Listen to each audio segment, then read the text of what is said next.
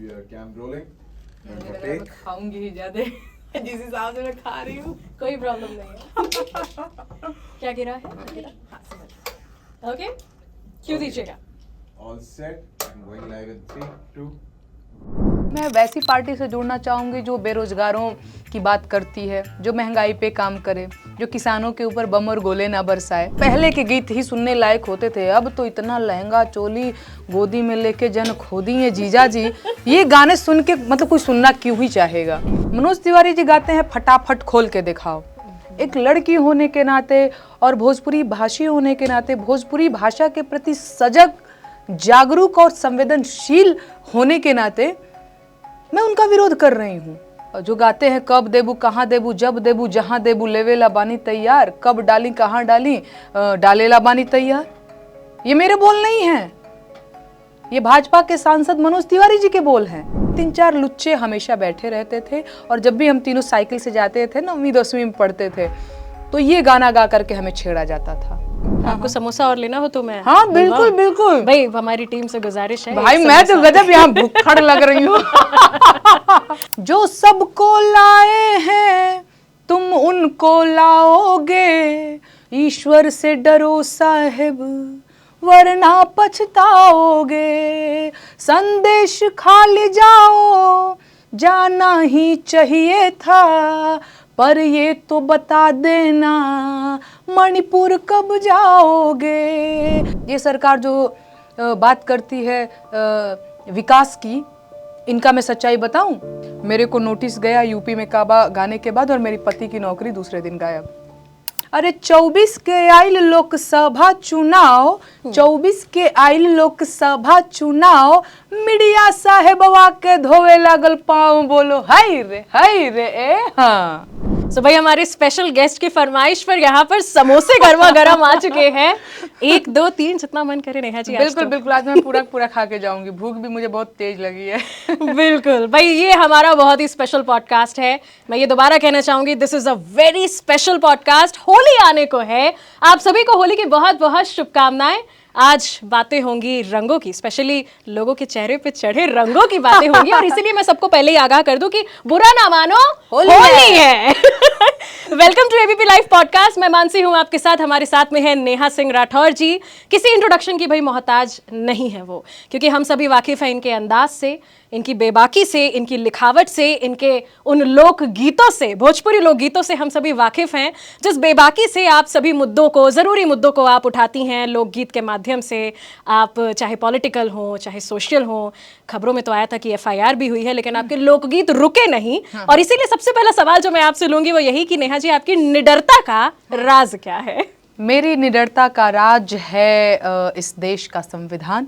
अरे वाह। जो मुझे ताकत देता है, जो मुझे आज़ादी देता है सवाल पूछने का और बिना डरे अपनी आवाज़ बुलंद करने का, सरकारों से सवाल करने का, बिना एफआईआर और बहुत सारी धमकियों और ट्रोल से बिना डरे।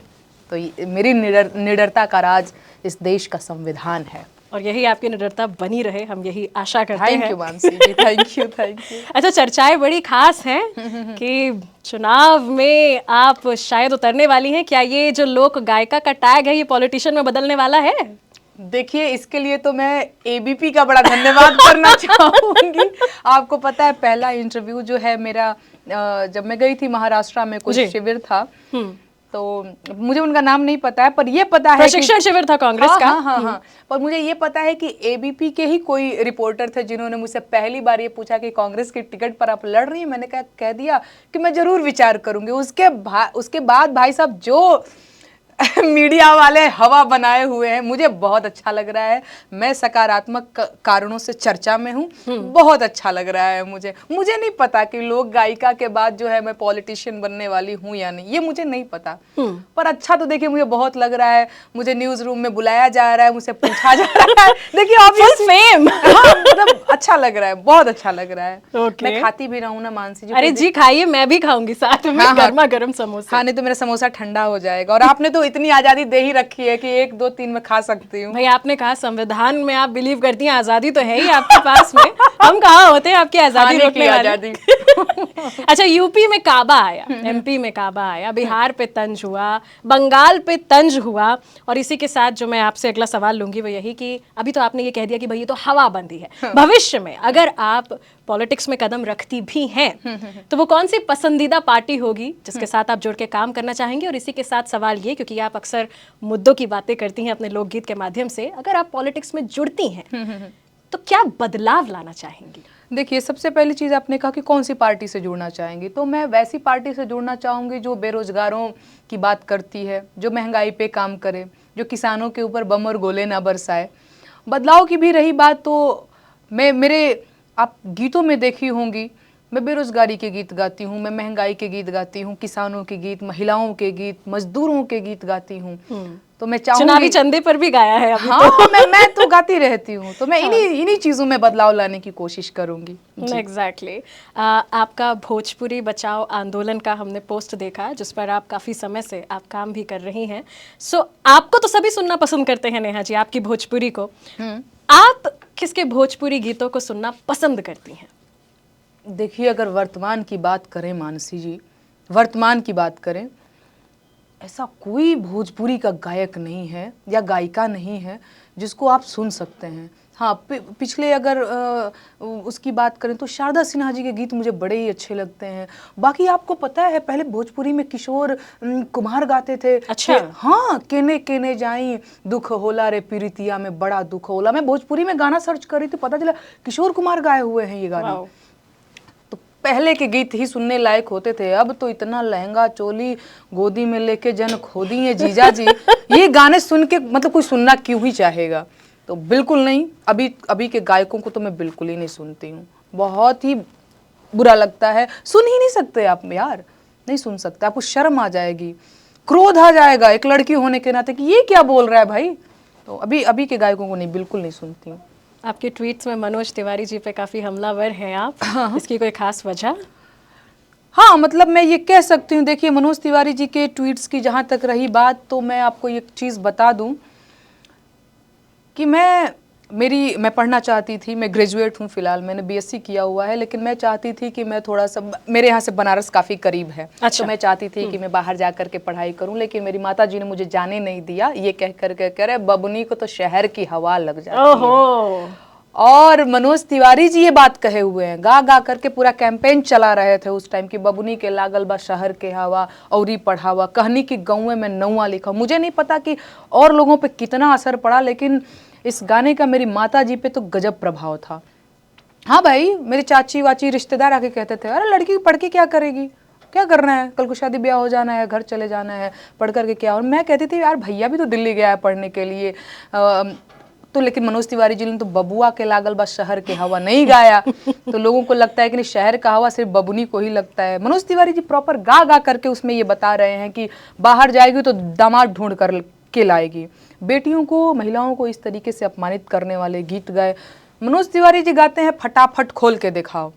एक लड़की होने के नाते और भोजपुरी भाषी होने के नाते, भोजपुरी भाषा के प्रति सजग, जागरूक और संवेदनशील होने के नाते मैं उनका विरोध कर रही हूँ। ऐसे गंदे गीत नहीं बनने चाहिए थे। या दूसरी चीज़, एक और चीज़ मैं इसमें ऐड कर देना चाहती हूँ कि मैं इसमें ठीक ठाक भाजपा को भी जिम्मेदार मानती हूँ, जो ऐसे लोगों को प्रमोट कर रही है, ऐसे लोगों को प्रोत्साहित कर रही है कि आओ भाई, बहुत गंदा गीत गाते हो ना तुम, आओ आओ आओ आओ। कुछ खास नाम? मनोज तिवारी जी जो गाते हैं फटाफट खोल के दिखाओ, जो गाते हैं कब देबू कहाँ देबू जब देबू जहाँ देबू लेवेला बानी तैयार, कब डाली कहाँ डाली डालेला बानी तैयार। ये मेरे बोल नहीं हैं, ये भाजपा के सांसद मनोज तिवारी जी के बोल हैं। ये मैं तो बस बता रही हूँ। इसके बाद तो हर लहंगा उठा दे रिमोट से फेम अपन रवि किशन जी को टिकट देते हैं। इसके बाद लहरिया लूटा ए राजा और रहरी में इंटर कैलू, सरसों में बीए, एमा ओमा के पढ़ाई खियरिए में। ये गाते हैं दिनेश लाल यादव उर्फ निरहुआ जी, जो कि भाजपा के सांसद हैं। और इसके बाद आसनसोल से टिकट मिल जाता है पवन सिंह को, जो गाते हैं गोदी में लेके जन खोदी ये जीजा जी, और कहते हैं कि जब ले चुम्मा ना चिखैबू होठलिए से तो सवतिन ले आई बंगलिए से। मुझे नहीं पता भोजपुरी समझ रही हैं कि नहीं। मैं आपका पूरा अभिप्राय समझ रही हूँ। अभिप्राय मेरा समझ रही है ना, मेरे कहने का तात्पर्य आप समझ रही हैं। तो बस आप इतना समझिए कि ये बहुत वल्गर गीत है, ये बहुत गंदा गीत है, और इन गीतों को गा गा करके हम लड़कियों को बहुत छेड़ा गया है। अगर मैं हाँ, मैं अपनी अगर बात बताऊं, एक गीत है, बड़ घर के लड़की है बिगड़ल बुझाली साइकिलिया वाली, सटा के देह में जाली साइकिलिया वाली। ये गीत मैं, मेरी दोस्त सिंपी और आनंदी 3 लोग जाते थे साइकिल से पढ़ने। तो एक भरीगांवा पुल है, वो जानते होंगे, जो मुझे देखेंगे मेरे गांव देहात के जवार के लोग, तो उनको पता है कि मैं कहाँ की बात कर रही हूँ। वहाँ पे 3-4 लुच्चे हमेशा बैठे रहते थे, और जब भी हम तीनों साइकिल से जाते थे, 9वीं 10वीं में पढ़ते थे, तो ये गाना गा करके हमें छेड़ा जाता था। तो इन गीतों की वजह से, इन गीतों को गा गा करके हमें छेड़ा गया है, हमें बेइज्जत, हमें अपमानित किया गया है। इसकी भरपाई कर पाएंगे मनोज तिवारी जी, या इनकी वजह से न जाने कितनी बेटियों का, कितनी लड़कियों का शिक्षा बाधित हुआ है जो बाहर नहीं जा सकी, इसका जवाब दे पाएंगे मनोज तिवारी जी? इसकी जिम्मेदारी लेंगे मनोज तिवारी जी? वो बेटियां जो डॉक्टर, इंजीनियर, कलेक्टर, पार्लियामेंट जा सकती थी, बहुत कुछ बन सकती थी, वो न्यूज एंकर बन सकती थी, बहुत कुछ बन सकती थी ना, लेकिन फिलहाल वो चूल्हा चौका कर रही हैं, उन्हें मौका नहीं दिया गया, और इनके गीत जिम्मेदार हैं। कहीं ना कहीं ये सवाल मैं लेने भी वाली थी, पर आपने अभी इसके बारे में बात कर दी। अगला सवाल जो मैं आपसे लेना चाहूंगी वो यही कि बेरोजगारी पर, क्योंकि आपने अभी कहा भी कुछ देर पहले कि आप इस पर मुखर हैं और बेरोजगारी पर आप लोकगीत कई बार गाती भी हैं। प्रॉब्लम पे तो आपने गाया है, क्या आज कुछ बेरोजगारी के सॉल्यूशन पे कोई लोकगीत या कुछ बात? देखिए मानसी जी, मैं ये जरूर कहना चाहूँगी कि मैं एक लोक गायिका हूँ और कलाकार हूँ। मेरा काम सरकार को आईना दिखाना है, अपने गीत के माध्यम से प्रॉब्लम्स बताना है। मैं उम्मीद करूंगी कि प्रॉब्लम के सॉल्यूशन पे आप बात करेंगी, जो सत्ता में बैठे लोग हैं उनसे पूछेंगे कि इसका क्या मतलब किया जाए। नेहा सिंह राठौर एक लोक गायिका है, आके कह गई है कि बेरोजगारी है, आरओ का पेपर लीक हो जा रहा है, बीपीएससी का पेपर लीक हो जा रहा है, बच्चे मार खा रहे हैं। अब जवाब सत्ता पक्ष के लोगों से मांगिएगा। चलिए अब होली पर कुछ बातचीत हो ही जाए। आपको समोसा और लेना हो तो मैं, हाँ बिल्कुल बिल्कुल भाई, हमारी टीम से गुजारिश है। भाई मैं तो गजब यहाँ भुक्खड़ लग रही हूँ। कोई दिक्कत नहीं, होली का माहौल है तो खाना पीना तो बनेगा भाई, होली का माहौल है तो बिल्कुल। मैं भी थोड़ा खा लूं, नहीं तो लोग समझेंगे डाइटिंग पर हूँ, जो कि बिल्कुल नहीं। नहीं, वैसे भी समोसा ठंडा हो जाने के बाद अच्छा नहीं लगता है। चलिए अब होली पर कुछ बातचीत हो जाए, क्योंकि ये स्पेशल पॉडकास्ट भी होली के मौके पर ही हम लेकर के आए हैं। कुछ भोजपुरी में होली पर लोकगीत हो जाए। नेहा सिंह राठौर जी, आपकी आवाज में पहले एक लोकगीत सुनाती हूँ, इसके बाद एक पॉलिटिकल सटायर भी सुनाऊंगी, जिसका हमें बेसब्री से इंतजार है, बस उसी का इंतजार है। बट शुरुआत होली के लोकगीत से करते हैं। ठीक है, लेकिन इससे पहले एक और चीज मैं बता देना चाहती हूँ कि मेरा गला एकदम काम नहीं कर रहा। अभी देख, हर अच्छा गायक सबसे पहले यही बोलता है। अरे नहीं, नहीं, ऐसी बात नहीं है मानसी जी, सच में इतना मैंने मीडिया में इंटरव्यू दिया है ना कि बोलते बोलते मेरा गला खराब हो गया। कोई बात नहीं, मैं सुनाती हूँ। We will bear with that, कोई बात नहीं। ओके। हो अइले परदेसिया खेलन होरी, हे खेलन होरी, हो खेलन होरी, अइले परदेसिया खेलन होरी। जब परदेसिया अंगनवा में अइले, जब परदेसिया अंगनवा में अइले, रही रही के सिया बहारे गोरी, अइले परदेसिया खेलन होरी। Wow, thank you. पता नहीं मैंने कैसा गाया है। होली की बहुत बहुत शुभकामनाएं आपको। आपको भी ढेर सारी शुभकामनाएं और दर्शकों को भी ढेर सारी शुभकामनाएं। अरे 24 के आइल लोकसभा चुनाव, 24 के आइल लोकसभा चुनाव, मीडिया साहेबवा के धोवे लागल पाँव, बोलो हाय रे ए हाँ।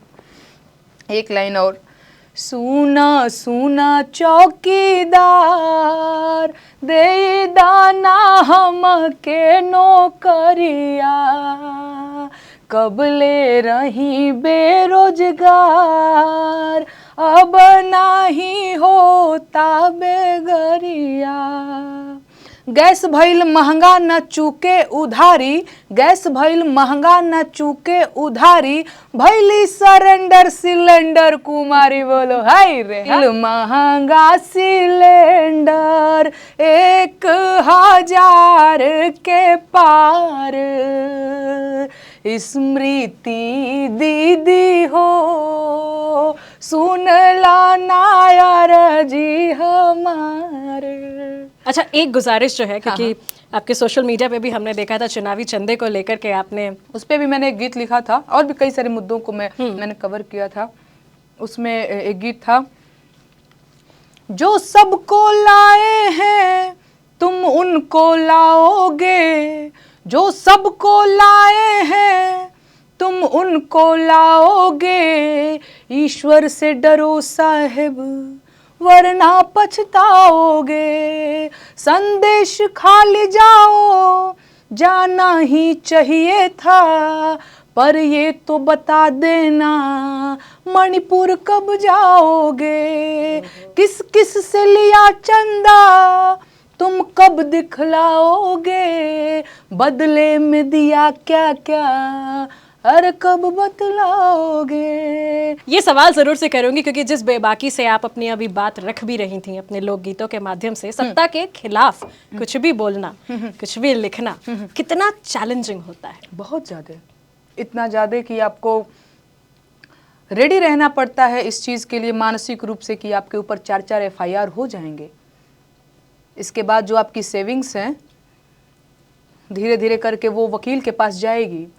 इतना चुनौतीपूर्ण होता है कि मुझे तो मेरे पति की नौकरी से हाथ धोनी पड़ी। ये सरकार जो बात करती है विकास की, इनका मैं सच्चाई बताऊं? ये सरकार जो बात करती है रोजगार की, इनकी मैं सच्चाई बताऊं? ये लोग मेरे रोजगार के सारे साधन बंद कर दिए हैं।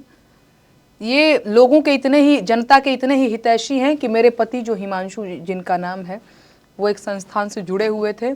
मेरे को नोटिस गया यूपी में काबा गाने के बाद और मेरी पति की नौकरी दूसरे दिन गायब। ये है भाजपा की सच्चाई भाई। दूसरी चीज़ ये कि हाँ, मेरे इवेंट्स कैंसिल कराते रहते हैं ये लोग।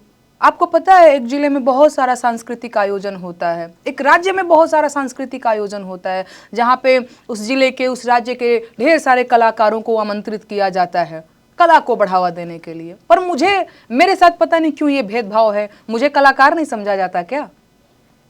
बेरोजगारी के गीत तो मैं गाती हूँ, राजनीतिक मुद्दे भी होने चाहिए यही, महंगाई के गीत तो मैं गाती ही हूँ।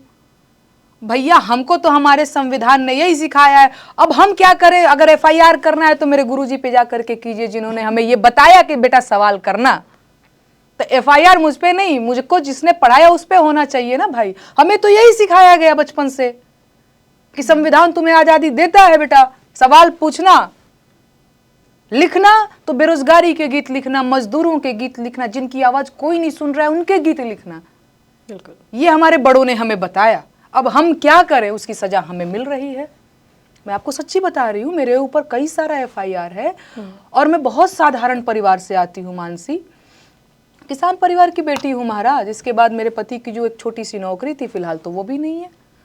तो आप तो मेरे रोजगार के सारे साधन बंद कर रहे हो कि बस किसी भी तरीके से इस लड़की को इतना हतोत्साहित कर देना है कि ये बोलने ना पाए और एकदम से ऐसे वाली मुद्रा में आ जाए और बोले कि नहीं नहीं नहीं मालिक मुझे इवेंट्स दिला दो, मैं तो बड़ी ही जो है खाने के लाले पड़ गए हैं। पर मैंने भी जवाब इनको दे दिया है कि कटोरा लेकर के भीख नहीं मांगने आऊंगी, वो हक है मेरा। तो बहुत चुनौतीपूर्ण है। जाते जाते हमारे सभी दर्शकों के लिए क्या कहकर जाना चाहेंगी, कुछ सुनाकर जाना चाहेंगी? ठीक है, सबसे पहले तो मैं होली की ढेर सारी शुभकामनाएं देना चाहूँगी और आप सबसे मैं कहना चाहूँगी कि देखिए, देख करके तो लग ही रहा होगा कि कितनी पेटू हूँ मैं, खा रही, मुझे भी गुजिया उजिया बने तो पहुंचा दीजिएगा। मैं एड्रेस जो है वो मेंशन कर दूंगी। अरे सच्ची बात? हाँ हाँ, पक्का पक्का। अरे ये तो इसमें मैं बहुत आगे हूँ। जैसे मैंने बोला ना कि एक नहीं 2 समोसा चाहिए, अभी मैं इसको भी खाऊंगी, थोड़ी बात कर लूँ। दूसरी चीज, मैं एक बेरोजगारी का गीत सुना करके जाना चाहती हूँ। बिल्कुल। अरे भीख नहीं हक सरकार मांगीला, बेरोजगार बानी साहेब रोजगार मांगीला। अरे देश के इकोनॉमी के बैठ गईल भट्ठा, आंख खोला देखा मलिकार हूँ झूठा। खेत बाड़ी जमीना बधार मांगीला, बेरोजगार बानी साहेब रोजगार मांगीला। एक लाइन, और अरे पढ़त पढ़त झाड़ी गईले चानी पर के बार नौकरी कहिया मिली। पढ़त पढ़त झाड़ी गईले चानी पर के बार नौकरी कहिया मिली। दूलरुआ बबुआ भैले भार नौकरी कहिया मिली। नेहा सिंह राठौर जी, आपका बहुत बहुत शुक्रिया एबीपी लाइव पॉडकास्ट पर यहाँ आने के लिए, हम सबके होली के त्योहार को इतना खुशनुमा बनाने के लिए। थैंक यू सो मच एक बार आपका। Thank you.